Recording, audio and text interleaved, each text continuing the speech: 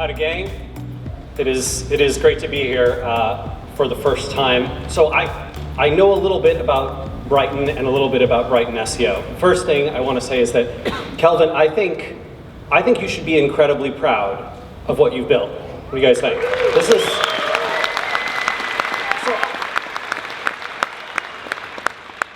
MozCon took a decade to build up to about 1,700 attendees. I think that some of the other biggest conferences, the SMX series gets up to 1,600 people in the US at its largest events, and yet Brighton SEO is doing more than double that, which is incredible. It speaks to the power of this event and the format, as well as the speakers and of course the community here. That is really something to be proud of. I hope that when you go home tonight, you feel awesome. You should. The other two things that I know about Brighton, so I went for a walk last night when I got in and saw a haircut place, like a barber shop that looked amazing. And so I thought, okay, I'll go get a haircut tomorrow morning. And this morning I did go get a haircut. And the barbers here are very aggressive with their fades. I don't know if you can tell, but there is no hair here at all. It's softer than when I shave. It's incredible. I don't know what's going on there. And the second thing is I went into a coffee and bagel shop, and they had barbecue sauce you could put on your bagel. That has been outlawed in New York City for 150 years. I don't know what's going on here, but all right, we have a lot to get to, and I want to make sure that we cover it. So, do you remember how it used to be with Google? We had a deal with the search engine, right? Because Google has, 15,000, 20,000 employees, but there are millions of us who work in content and in SEO who do Google's work. We work for Google. We're not paid by Google, but we work for them, right? We work to help them organize the world's information and make it universally accessible. And Google gets to do some things, right? They get to crawl our sites for free and use our bandwidth for free, and they get to scrape our content without any trademark or copyright issues, at least in the US. And they get to rely on us to optimize for their standards. And in exchange, what do we get? We get clicks. We get clicks when our content appears in their results. But this deal is getting worse all the time. I did not believe this for a long time. I think I owe some credit and an apology to a longtime colleague of mine, and that is Aaron Wall, the founder of SEO Book. I don't know if everyone here knows Aaron. He hasn't been as active in the SEO industry the last few years, but Aaron always had a deep suspicion of Google's motivations behind their changes and their updates, their results, and I was a skeptic. I fought with him for years, saying, no, I think Google is truly a good company. I think that they have the interests of their users and the interests of content creators at heart. And I think I was right for a while, but I'm not sure I'm right anymore. When Google had 3 to 4, serious competitors, right? When the search landscape, where are all the images in my slides? Have they gone away? They have gone away. Do you think we could recover them? You know what? I'll just paint you a picture with words. And we'll pray that does this version of how many images are missing? Well, we're going to find out. You know what? We'll find out together. That'll be exciting for all of us, me especially. Kelvin, if you could do me a favor and make sure that the latest version of the slides that I emailed you last week is loaded up, just in case when we get through some of these sections there's no images anywhere, that would be great.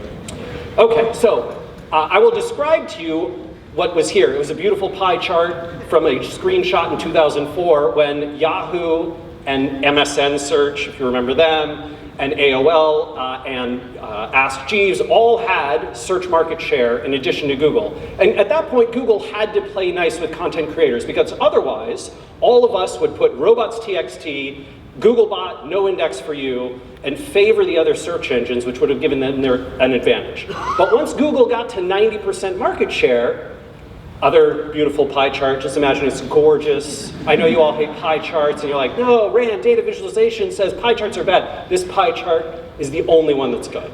And it would show, right, that basically Google today, between YouTube and Google itself, and Google image search, has 90% plus market share, even in the United States, which is where Bing, their largest competitor, is doing the best. The only places in the world that don't have this are, South Korea, right, with Naver, China, where Baidu is dominant, and Russia with Yandex, maybe a little bit Seznam in the Czech Republic. And even better results wouldn't make people switch away. There's another beautiful, gorgeous slide, stunning graphics, blow your mind. You're like, wow, Rand, incredible. Basically showing that Google had performed experiments, this is back in, I think, 2012 or 13, and Bing has done this too, where they swapped out Google's results with another search engine's results. I assume it was Bing. But they left Google's logo on there, and then they put the Google results on Bing's, with Bing's logo, and they asked users which one did they prefer. What did they prefer? The one with Google's logo, not the one with Google's results. That, my friends, is power. When you can say, right, hey, I have the results that you don't prefer, but if my logo's there, you want it anyway. Well, then Google was basically free to wallow in their crappy treatment of content creators. And I think we are seeing the end game of that. So let's talk about how bad this problem is right now. So this is a graph of where I have taken data from JumpShot. This is for the United States, but I think the UK results are very similar. Where I have taken, in blue, pretend it's still there.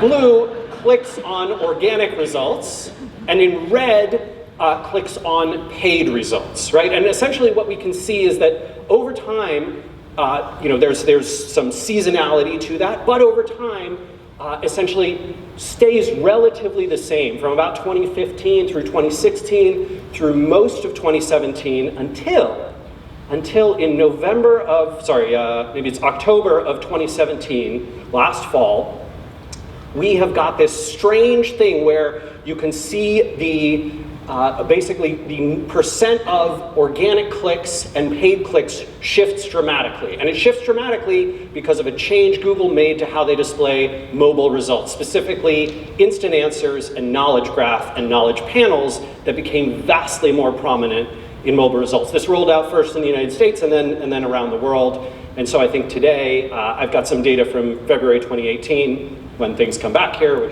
which won't be too long. Fingers crossed, won't be too long. That shows basically that now this is rolled out. We've gone from, oh, look at that. Look at these excellent slides. I'll show you. You want to show them the beautiful?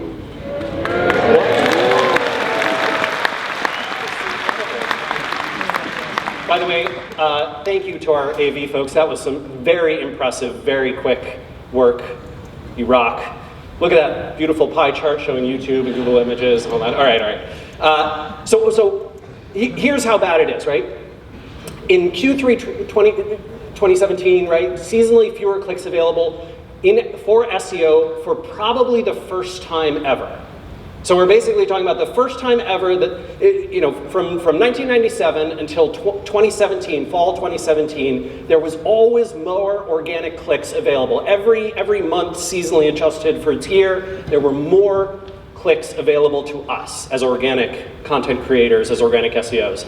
And then this change happened.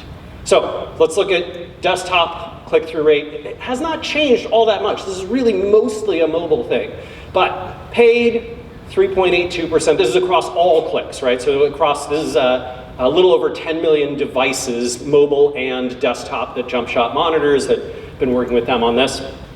65% organic click-through rate. and 34% no-click searches. So that's a search that results in no click at all. No one gets any traffic. How about mobile? Mobile, all right, Lego ship in a bottle, paid 3.12%, so a little lower than desktop, which makes sense.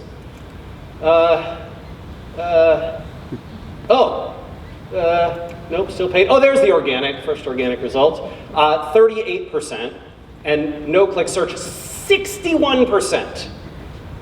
Google has basically said, if someone's searching on a mobile device, let's just answer the query right on their device. Why would we want to make someone click? You can see this with AMP, you can see them with their focus on site speed as a ranking factor.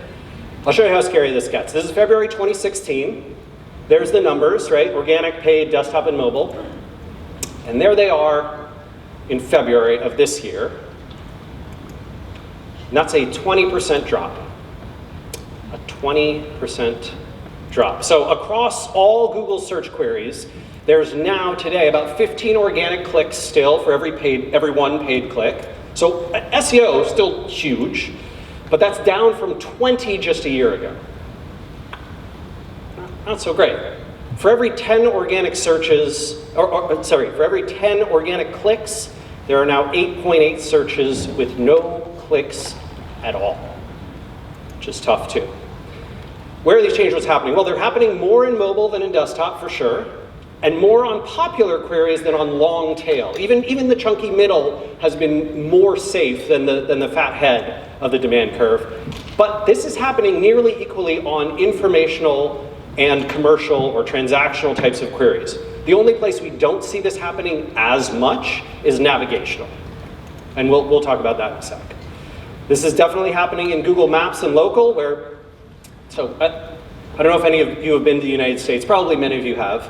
You cannot get great Indian food, like you can. But you can go to the smallest town with the worst culinary record in the UK and you will find excellent Indian food.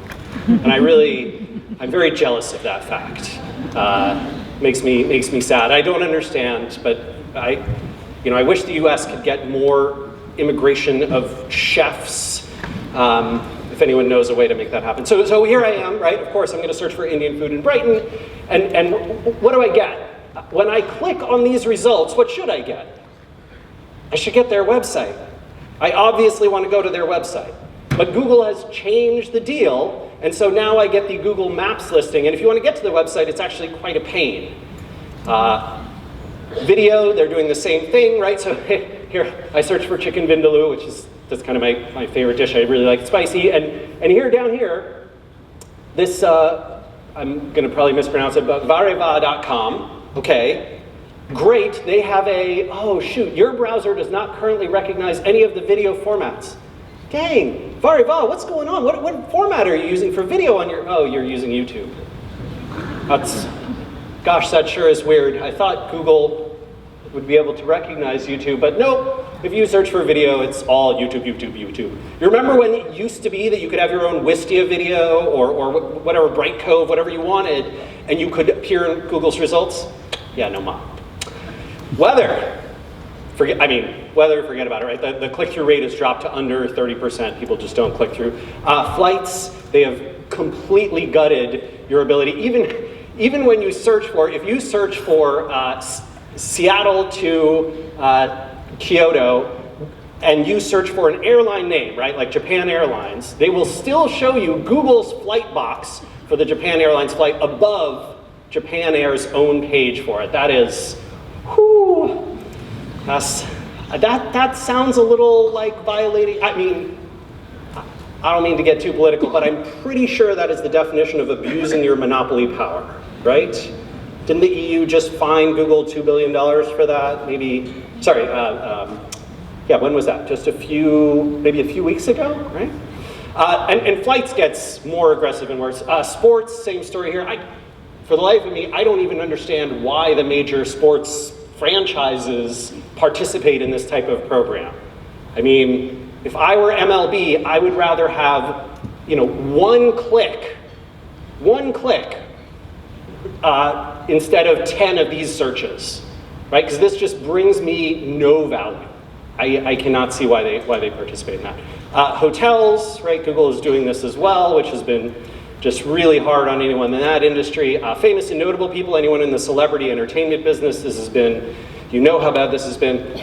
So Lena Waithe, who's, by the way, a phenomenally brilliant actress, I had a very frustrating experience. I spoke at Inbound in Boston a few weeks ago, which is an amazing conference that HubSpot puts on. But my time slot was against hers. Well, that's not fair. I mean, you know, put me up against, I don't know, Mike King, right? We can do like 50-50 audience, maybe, right? If I'm lucky. His presentation this morning was pretty extraordinary. But Lena Waithe, come on, it's just tough. Look at this one. So do you see that result in there where Google is pulling out notable moments? They are essentially extracting what they think is interesting content from individual articles that have been written about the actor and putting them into the results. That is natural language processing technologies that should scare the pants off of all of us, because it suggests that Google is not just crawling and indexing our pages, but they're going to extract data that they think is interesting to users so that they never have to click through to us.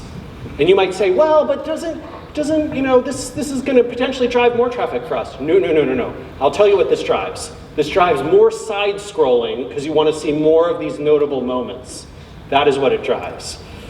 Brands and companies, they're doing this, which is tough on branded search. Dictionary and Thesaurus, obviously. Film and TV, which we've talked about a little. Although, do you guys have Luke Cage here? I think you can watch Luke Cage in the UK, yes? On Netflix? Oh, thank God. Season 1 is excellent. Season 2, you can watch up to like the 2/3 mark, and then the show kind of falls apart. I'm very sorry about that. I don't know what was going on. Like they had an end in mind, but just forgot about it somewhere in here. So when I search for Luke Cage, let me show you what it takes to get to the Netflix page where I can watch Luke Cage. Let's do it together. Okay, I'm going to scroll down. Okay, and I'm going to keep scrolling, and I will scroll some more. Well, I guess I could pay there, right? But keep scroll. Top stories. Okay. There it is. Look at that. 6 screens down. First result ever. So when I shared this, I think this very smart comment from Marcus Andrews came up, which is, this solves for the user, though, doesn't it? It sure does. I think Google used to have 2 users, content creators and searchers. Now they only have 1. I don't know about you, but I don't think that is entirely fair. I think that suggests a Trojan horse strategy that is very, very frustrating, and something for all of us that we have to accept and just know is part of our world. This happens in jobs, which Google entered recently, in events. I think, Kelvin, you were tweeting about how your Google Events markup was giving you a hard time, right? There you go. Not yours to control anymore. Best whatever. Best fill in the blank, right? Best laptops, best small dogs. Sure. Best bourbon. This is obviously an inaccurate result. I mean, let's be honest. This is so many things missing. Best SUV. Oh, wonderful, with prices and everything. Why would I click on anything? Why would I bother? Best dinosaurs. I don't know if you knew this, but the best dinosaur is a bird. Super helpful. Almost every single fathead and chunky middle consumer product I could find, including Lost and Founder.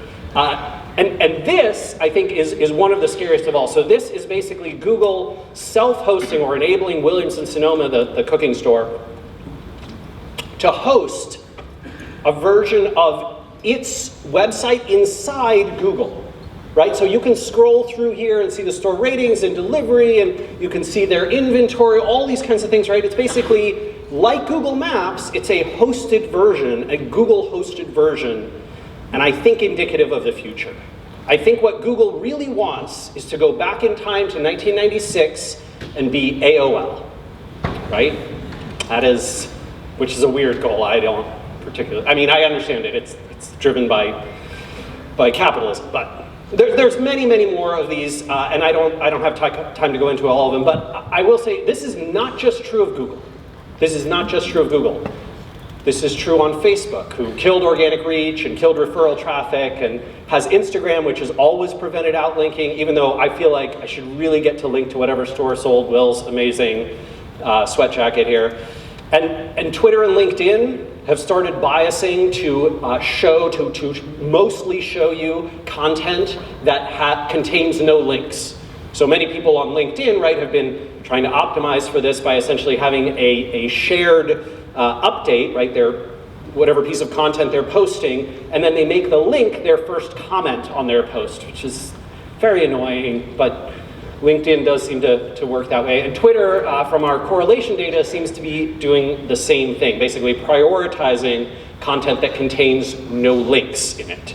Reddit has worked very hard to move away from we link out to lots of places to we keep you on Reddit. YouTube has started cutting off, this is a couple years ago now, but they started cutting off the descriptions, right? So right down there, right below that line, is where you should see a link to all this, to Captain Marvel's page, right, website, but they will cut off the description just before that so that you have to say show more in order to get that. And of course, Amazon is doing this too, right? Amazon has always been extremely stingy about links. And I think voice search and voice answers, well, voice answers really, voice search is basically the same as typing. I don't see a big difference there. But voice answers and voice devices are going to make this problem compounded. I don't know how much. I think voice answers, a lot like mobile search, will be mostly additive, not cannibalistic, right? But we'll see. So here's where we are. We have these two conflicting truths for all of us. Number one, it has never been more difficult to earn organic traffic from the web's major players than it is today. And number two, it's never been more important. It's never been more important to make your website, rather than somebody else's property and your email list, the center of your web campaigns. If you do not, I believe what Facebook did with organic reach, where they essentially, for the first 5, 6, 7 years of the platform, they said, hey, we're gonna show your content to tons of people. And what did they get? They got every little small business all over the planet putting up specials to go follow them on Facebook, right? To help them promote their pages and their business, to make all of us think, hey, Facebook is a great source of traffic and engagement. And then what did they do? I think that is the future of how these big players are going to operate, and as a result, we've got to own our own properties as best we possibly can. So what are we going to do? I think there's a few things that we can do, a few things that can be effective. Obviously, we need to leverage every scrap of traffic Google and these others still send. There's never been a better or more important time to make organic traffic acquisition a center of your strategy, to take a bunch of your paid budget and put it towards that, so that in the future, when there is less organic possible and when it becomes even more difficult and challenging, you are ahead of your competitors who failed to do so. I think when we do keyword research, and so I'm showing a screenshot here from Moz's Keyword Explorer, which obviously I helped design and build, so I'm sort of self-interested, and I'm a shareholder, obviously, but I think this is a very good score and backed up by a lot of good data. Dr. Pete and Russ Jones worked on it really hard. And so, but it's also available if you don't use Moz, you can use Ahrefs.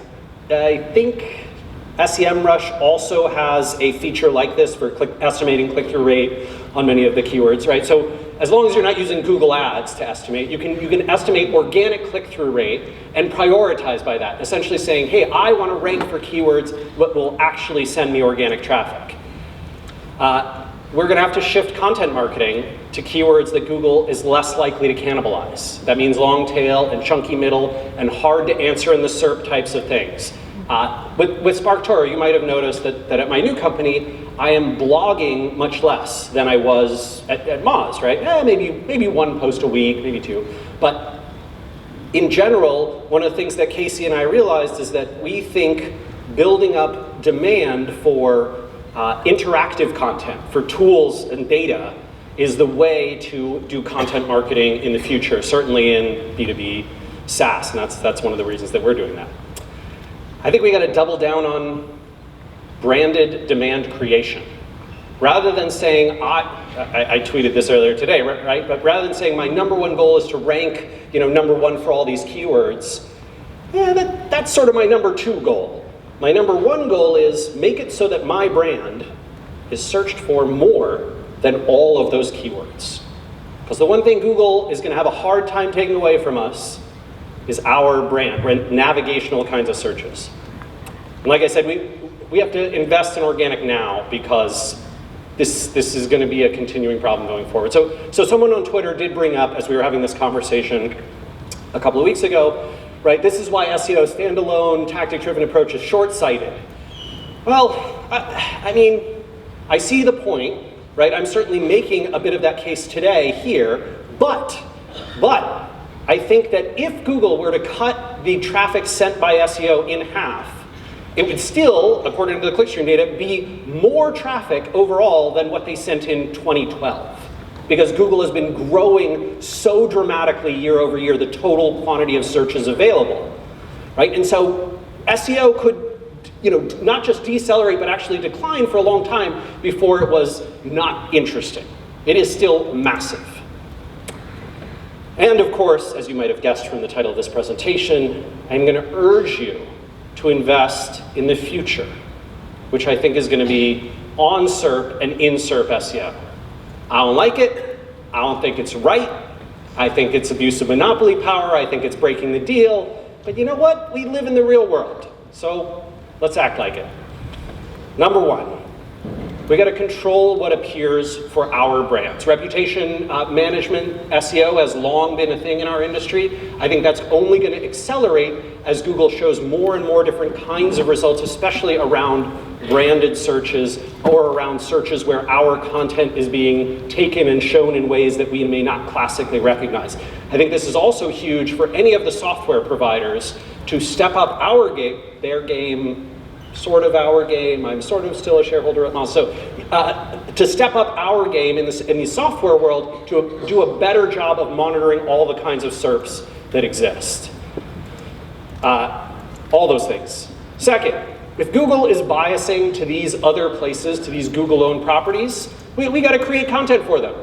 You can't just say, I'm pissed, I don't want to do this. No. You know what? You got to claim your panels. You got to create your Google Maps presence. You got to claim your YouTube videos and create your channels there and optimize for the places that exist. And if they turn it into self-hosted stores like the Williams-Sonoma example I showed, so be it. That's where we have to do our jobs in the future. When keywords show aggregated answers like this, we want to get your exclusive brand to appear. But what you can do is influence the publishers to get into these and get mentioned and listed in these, right? Because how does Google aggregate? How do they decide that Brighton Palace goes there? It is because so many of the top results include those words and phrases. If you are using featured snippets, which you'd be crazy not to use featured snippets. Sorry, I am trying to get away from using the word crazy, but you would be unwise not to use featured snippets. You should entice the click. I like a lot what Thrillist has done here. I mean, it's a little clickbaity, but look at this. 20 distinct regional American accents ranked. 20. Google's only showing me 6 here. Plus, some accents are better than others. I got it. Where does the Pacific Northwest Seattle accent land? By the way, my cousin from Pittsburgh, where they use the term yins, do you know this word? It is a plural possessive pronoun, much like y'all, yins. In any case, he came to Seattle and informed me that the Pacific Northwest accent is you mumble the first half of a sentence and then the second half is very clear. So if any of you ever go to Seattle or Portland, you will notice, hey, do coffee with that? That's what we sound like.